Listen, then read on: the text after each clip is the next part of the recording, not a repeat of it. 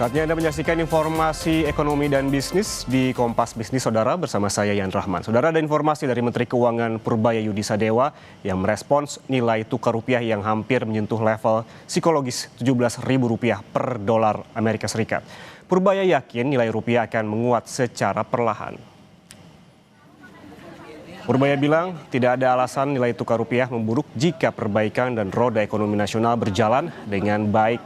Purbaya optimistis rupiah akan menguat 2 pekan ke depan. Ia menambahkan performa IHSG yang mencetak rekor tertinggi akan berdampak pada masuknya modal asing ke dalam negeri.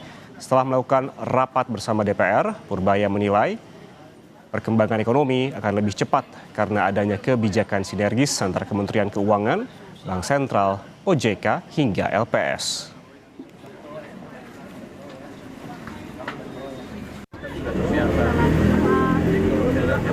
Ekonomi akan menimpa. Tapi yang penting adalah gini, ketika fondasi ekonomi kita perbaiki terus, ekonomi aktif dalam negeri akan meningkat. Orang akan melihat tuh, motornya bagus, investor akan balik ke sini, termasuk investor asing.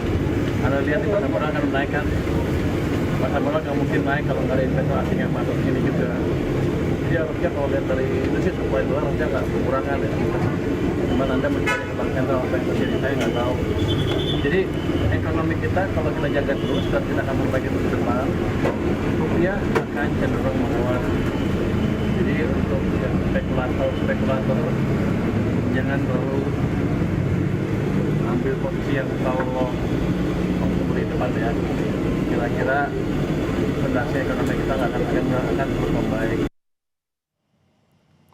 Bersumber dari kurs tengah alias Disdor Bank Indonesia, sejak awal Januari nilai tukar rupiah terhadap dolar AS ini terus tertekan. Pada 2 Januari, rupiah berada di level 16.725 per dolar AS dan terus melemah hingga menembus posisi terendah pada 20 Januari di level 16.981 per dolar. Pada 21 Januari ini menguat tipis di 16.963 per dolar. Sejumlah analis bilang banyak faktor yang menyebabkan rupiah kian loyo, diantaranya pelebaran defisit fiskal hingga tekanan inflasi.